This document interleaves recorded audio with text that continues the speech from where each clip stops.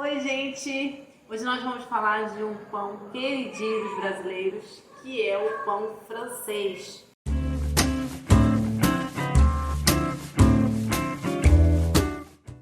Ou também conhecido como pão careca, pão de sal. Entre várias regiões do Brasil ele recebe várias denominações, mas o fato é que é o queridinho do brasileiro. Então, falando desse queridinho do brasileiro, a gente fala um pouquinho da história dele, como ele chegou aqui no Brasil. Na verdade, apesar de receber uma denominação principal de pão francês, de francês ele não tem nada. Pão que foi desenvolvido realmente aqui no Brasil, tentando trazer um pouco do que eram os pães franceses. Na verdade, os ricos que passavam pela Europa e vinham para o Brasil, traziam a ideia do que era o pão francês. Até então, os pães que nós tínhamos aqui no Brasil, mais ou menos no início do século XX, mais especificamente durante a Primeira Guerra Mundial, após a Primeira Guerra, foi quando nós tivemos o início da produção desses pães franceses aqui no Brasil. Então, na verdade, o que se queria eram pães de crostas marronzinhas, crocantes, mas com miolo macio. E aí, essas ideias foram trazidas da França, tentando buscar alguma semelhança com os pães que já tínhamos lá, e foi desenvolvido, não de forma idêntica, mas semelhante, o nosso pão francês. O fato é que esse pão, ele atende a praticamente toda a população brasileira, porém, em determinadas regiões ele é feito e apresenta características diferentes. O que a gente vai tentar trazer aqui é um pouco dos defeitos que esses pães têm. Mas antes de falar dos defeitos dos pães, vamos conhecer um pouquinho o que é a receita do pão francês. O pão francês é basicamente um pão que acompanha como base a farinha de trigo, sal, água, fermento, açúcar e gordura. E aí a junção desses ingredientes, as proporções ideais, trazem uma massa com uma característica neutra, levemente salgada e que pode ser acompanhada com manteigas, outros recheios, algumas pessoas colocam pão, queijo, ovo, e aí nós temos a variedade, temos sanduíches que são feitos com pão francês. A verdade é que essa massa ela tem uma hidratação mais ou menos de 50% a 60%, dependendo do tipo de farinha. Algumas receitas também trazem consigo melhoradores, porque todos nós sabemos que nossas farinhas aqui, farinhas nacionais, farinhas que a maioria das padarias trabalham, são farinhas que não suportam uma hidratação tão elevada. Faz-se necessário o uso desses aditivos para que a gente tenha a adição de uma quantidade maior de água, o que vai trazer um maior rendimento e também melhores características dos nossos pães. Então, diante dessa formulação, entendendo o que é os ingredientes dentro da produção e cada um, por exemplo, o açúcar. Por que colocar açúcar no pão francês, que é um pão salgado? Porque o açúcar vai trazer a cor na crosta. Por que usar a gordura? Porque a gordura vai permitir que o pão não resseque com tanta facilidade, vai ajudar também na crocância dessa crosta e vai fazer com que o miolo fique macio. Então vejam como cada ingrediente vai contribuir numa proporção ideal e assim nós temos o nosso queridinho pão francês.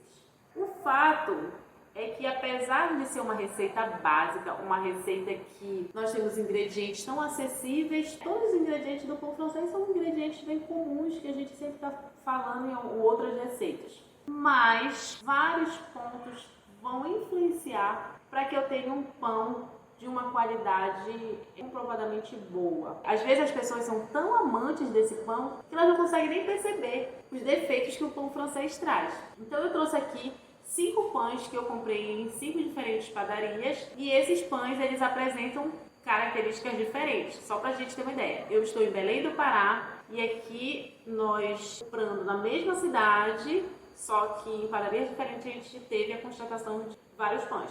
Dá uma olhada aí na foto e aparecem os pães. Então vejam, primeiro a gente começa a analisar a cor. A cor de cada pão como características diferentes. Então eu tenho pães bem clarinho, eu tenho pães já um pouco marronzinho, né, uma cor assim próxima ao caramelo, alguns intermediários. E eu percebo também que na superfície desses pães eles apresentam, né, alguns não apresentam brilho, o que seria também ideal. Às vezes, é claro que a padaria pincela um pouco de gordura para que isso seja realçado. Mas se nós percebermos primeiramente pela coloração, a gente já percebe uma diferença entre todos eles. Depois nós partimos para o volume.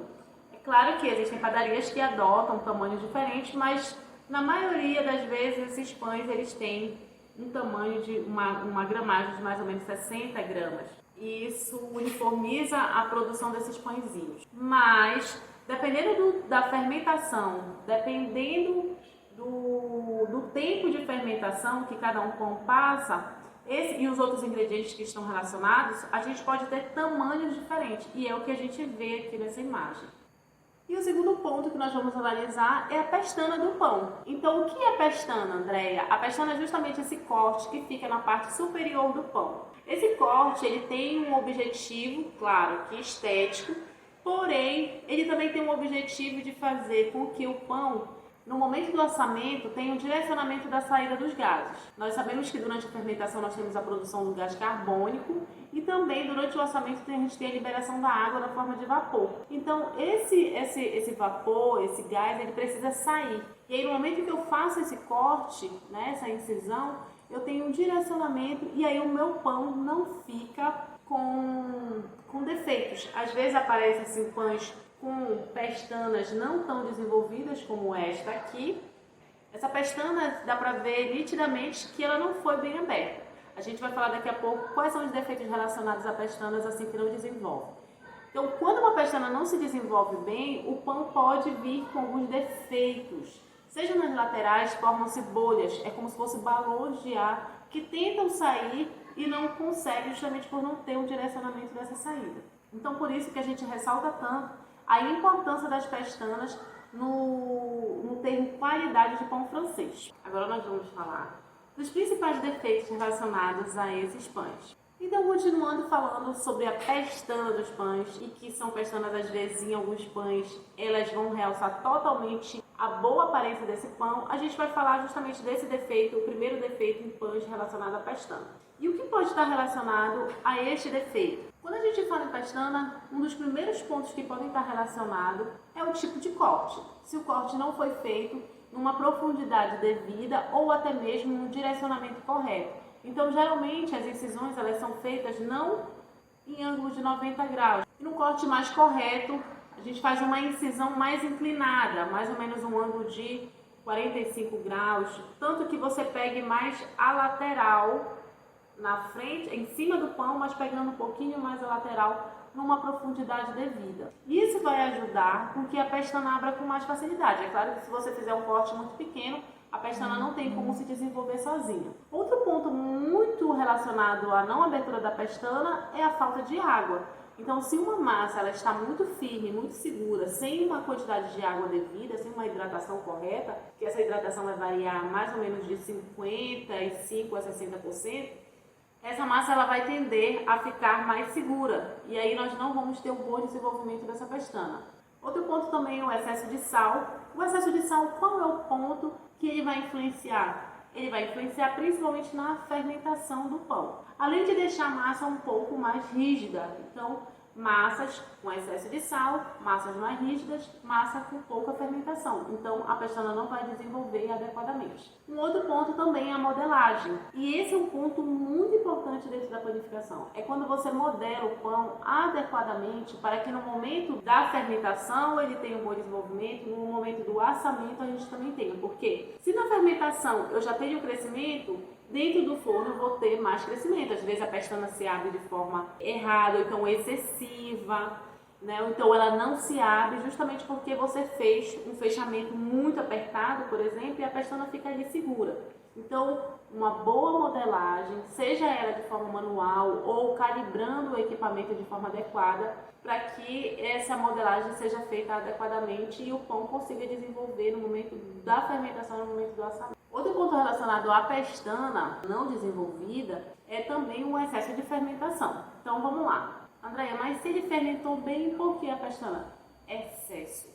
Se esse pão fermentou excessivamente, ele não vai ter mais condições de fermentar, de crescer adequadamente no momento do assamento, porque a pestana ela é desenvolvida no momento do assamento. Então a gente tem que ter muito cuidado porque uma fermentação excessiva, o pão não desenvolve bem dentro do forno, ou até mesmo você tem um murchamento desse pão, então durante o assamento ele vai perder a qualidade. E um dos pontos primordiais dentro do assamento do pão, que nos traz boas características, principalmente voltadas para a parte externa do pão, como a pestana, é o vapor. No momento do assamento, se o pão não tiver vapor adequado, ou então se não tiver vapor, o que vai acontecer? A crosta do pão ela é rapidamente formada, então ela fica rígida. E o que é a pestana? A pestana é uma abertura, ela é uma curvatura que aquela parte superficial do pão faz, abrindo. Então, se o pão resseca sem o vapor, né, eu tenho só um aquecimento ali seco, forma-se rapidamente a crosta, o pão não tem a capacidade de abrir a pestana porque ele desidrata rapidamente e por consequência você vai ter um pão com a pestana não desenvolvida. Então o vapor ele é essencial para o desenvolvimento das pestanas em pães. Um outro defeito dentro da produção de pães é o pão que cresce excessivamente. Eu trouxe um exemplo como este pão, é um pãozinho francês, mas está um pãozão francês. Esse daqui também eu consideraria como um pão excessivamente fermentado. E aí essa fermentação excessiva, o que pode ter ocasionado? Para uma massa fermentar excessivamente, o primeiro ponto, o que controla a temperatura da minha massa? A água. Então, com certeza, a água utilizada para produzir esse pão foi uma água que não estava numa temperatura adequada, ou seja, uma água que não tinha uma temperatura de resfriamento, então eu utilizei pouco gelo. Aqui em Belém, pelo fato de ser muito quente, a gente precisa colocar bastante gelo na água. Então, se não houve uma proporção ideal entre água e gelo, com certeza essa massa ela inicia um processo de fermentação muito precoce e aí como o padeiro às vezes não tem esse controle da temperatura desejada da massa no momento da mistura, ele acaba deixando a massa fermentar no tempo comum, que geralmente ele deixa fermentar. Só que naquele dia, aquela massa ela começou a fermentar de forma precoce. Então, esse pão cresce excessivamente e pode deformar no momento do assamento. Outro ponto que leva também ao crescimento excessivo dos pães é a quantidade de fermento. Na panificação, toda a pesagem dos ingredientes ela é essencial. E não só a pesagem, como a proporção ideal. Então, se eu tenho uma quantidade de farinha de trigo, eu tenho que obedecer as proporções. E geralmente na produção de pães franceses, ou na produção em grande escala, podemos dizer assim, nós utilizamos porcentagem. Então, geralmente a quantidade de fermento ela vai variar entre 1 e 1,5%, dependendo do tempo de fermentação que eu queira. Então, quantidade de fermento, o tempo de fermentação também é algo que tem que ser não só controlado, mas principalmente se naquele dia eu percebo qualquer falha durante o processo, então aquela dúvida, será que eu coloquei meia grama a mais ou 1 grama a mais? Então eu tenho que, a partir daquele momento, observar o pão, porque o tempo ele pode diminuir ou ele pode se prolongar. Não, naquele dia eu percebi que o clima já estava um pouco mais frio, então eu vou deixar um pouquinho mais.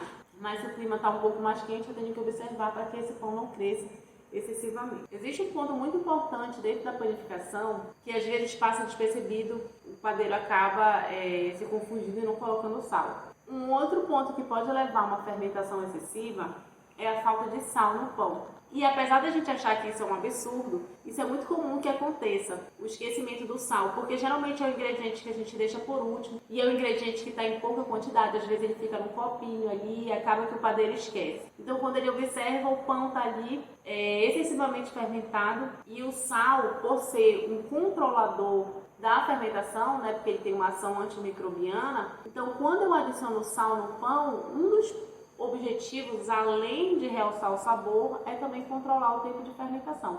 Então, se eu não tenho sal na minha massa, com certeza essa massa vai crescer rapidamente, às vezes fazendo com que a gente perca o ponto da massa justamente pela falta de um ingrediente tão básico e tão simples.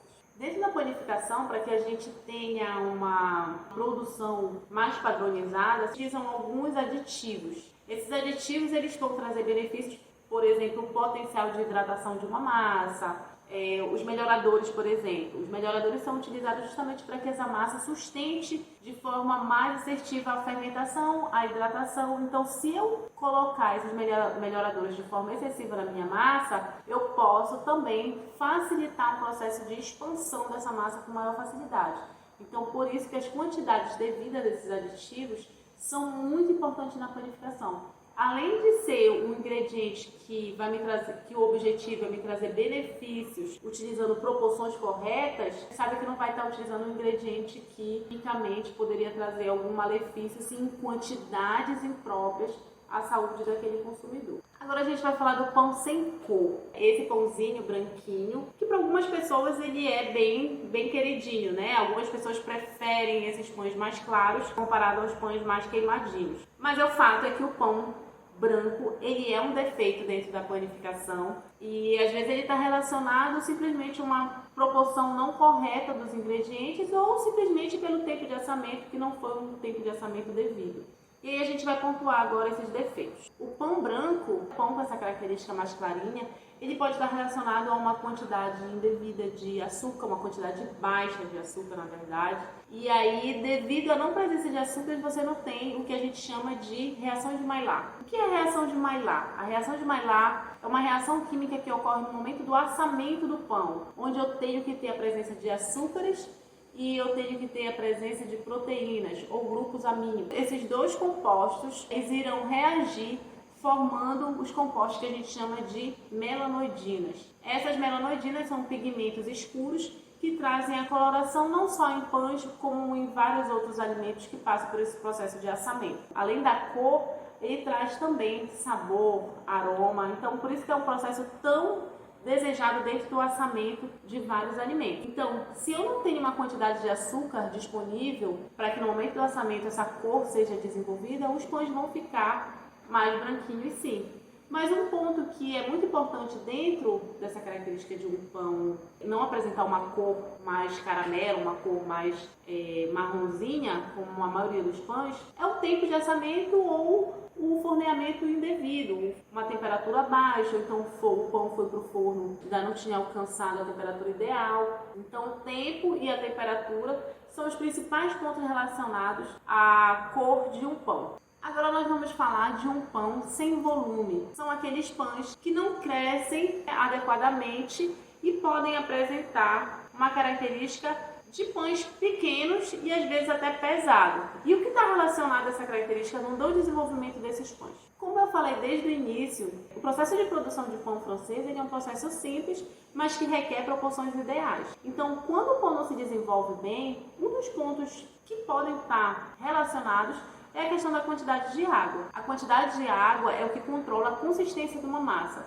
Então, se eu tenho pouca água numa massa, com certeza essa massa vai apresentar uma consistência mais firme, impedindo o crescimento do pão de forma mais assertiva. É necessário que essa água esteja em temperatura ideal para que eu consiga desenvolver de forma adequada o glúten e também que ela esteja em quantidade ideal, para que a consistência dessa massa ela fique de forma facilitada no desenvolvimento do pão. Outro ponto importante é saber que existe uma gordura ali presente na formulação do pão francês e essa gordura vai ajudar na lubrificação das cadeias do glúten, desenvolvendo muito mais a expansão. Então, às vezes, é até a falta de gordura que pode ocasionar a não expansão do pão que precisa no momento da fermentação. A gente pontua os outros pontos que também estão relacionados ao não crescimento do pão.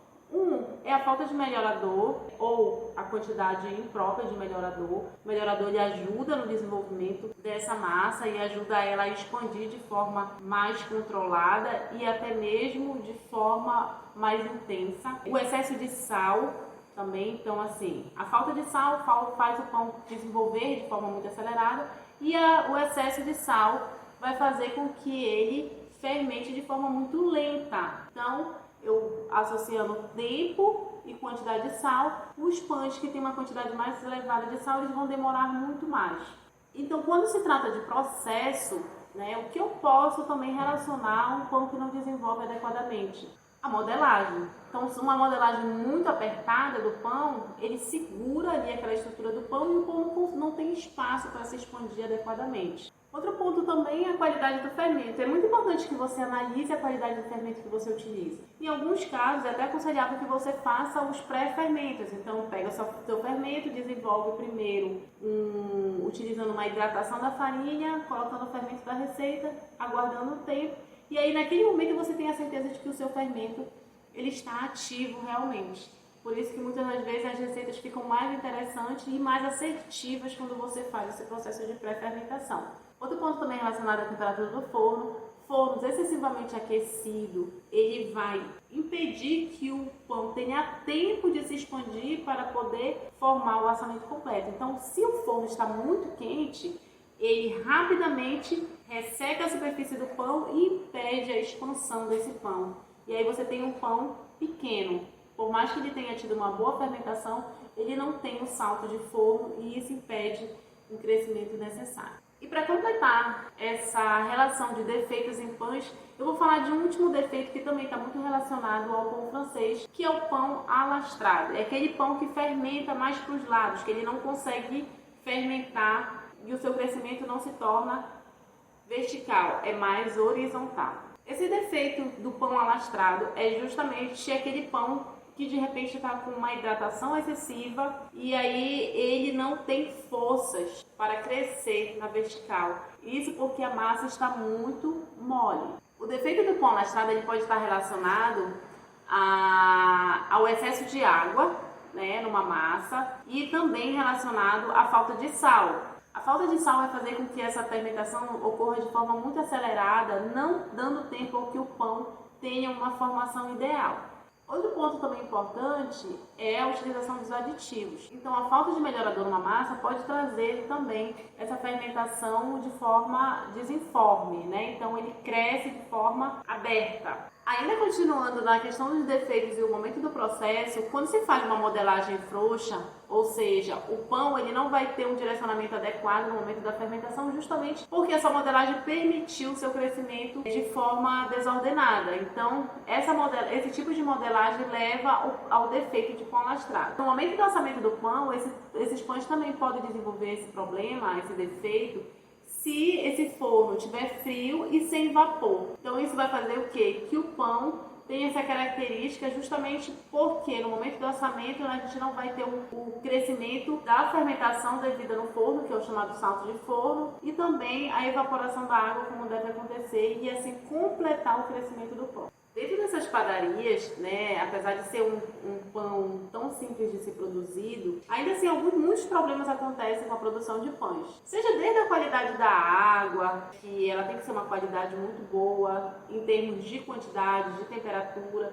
tudo que é relacionado à água, isso vai influenciar diretamente na qualidade do pão. Alguns defeitos, eu já presenciei algumas situações em padarias que trouxeram alguns defeitos em pães, que apesar de que muitas pessoas não relacionam, às vezes, por exemplo, o que é defeito para mim não é para outra pessoa. Tipo, para mim é defeito um pão muito branco. Para outras pessoas, um pão branco é o preferencial. Gosto de pães mais clarinhos. Para mim não é defeito um pão com uma crosta bem crocante. Algumas pessoas não gostam de comer pães assim, preferem os pães franceses mais macios. Então eu sempre falo que a questão do pão é até uma escolha subjetiva, porque as pessoas elas têm preferências diferentes. Às vezes os clientes chegam numa padaria, olha, eu quero pão mais moreninho, não, eu quero que você tire do forno um pão agora bem branquinho. Mas o fato é que, diante desses defeitos, algumas eu até presenciei, teve situações de padeiros que esqueceram de colocar o sal na massa, e quando a gente foi ver, em pouco tempo, a massa estava fermentando, assim, em fração de minutos, a gente já tinha uma massa muito fermentada e ficamos se explicando, poxa, mas esse pão ele fermentou muito rápido. Quando fomos provar a massa, de fato ela estava sem sal, porque o sal é um dos pontos que controlam o tempo de fermentação.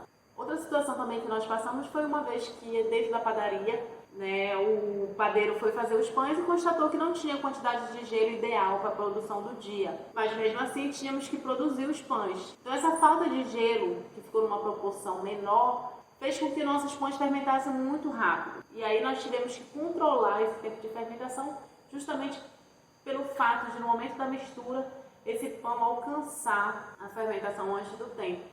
O fato é que defeitos em pães nem sempre está relacionado a uma qualidade nutricional. Às vezes sim, é claro, o excesso de sal, por exemplo, pode influenciar na saúde do consumidor, ou então o uso inadequado de aditivos também, seja em excesso, vai influenciar na saúde do consumidor. Outros defeitos mais relacionados à estética do pão não estão relacionados diretamente com a questão nutricional do pão, é mais um fator estético realmente, mas que isso pode influenciar dentro das padarias em termos econômicos, onde o consumidor enxerga aquilo como defeito e não quer levar aquele pão, você vai ter o desperdício, né? Ou então a produção de outros produtos, como farinha de rosca, enfim, que provém de pães com defeito. Quando a gente fala de defeitos de pães, a gente fala principalmente de escolhas. O consumidor ele escolhe e vai do produtor de pães ter a consciência de entender o que o seu consumidor quer. Seja os pães branquinhos, seja os pães morenos, seja os pães menores, os pães maiores, tudo isso está relacionado a um perfil de consumidor e é o que a gente tem que alcançar, é entender o que o consumidor quer. Então o objetivo é que a gente padronize as receitas, alcançando o que está na média do que os consumidores desejam. Então a padronização ela provém de uma boa receita, um bom processo, um processo respeitado, com tempo, com temperaturas ideais, principalmente com temperaturas assertivas, para que o pão, desde o início da produção até o seu lançamento, ele alcance uma característica adequada aos olhos do consumidor. Então, se você gostou desse vídeo, quer mais informações relacionadas ao pão francês, manda um comentário, inscreve no nosso canal, que a gente sempre está trazendo novidades em relação à panificação. E eu quero te convidar também para participar das minhas lives aos domingos. Todo domingo, às 9 horas da manhã, eu estou num bate-papo com os meus seguidores. E se você tem alguma dúvida, você pode participar também. Segue lá no Instagram e até a próxima!